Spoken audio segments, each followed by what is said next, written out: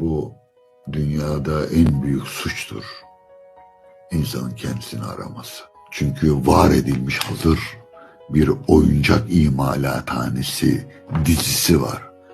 Bütün dünyada, bütün ülkelerde hazır oyuncakları imal ediyorlar. Seni senden mahrum etmek için, daha doğru söyleyelim, senin senden mahrumiyetin devam etsin diye.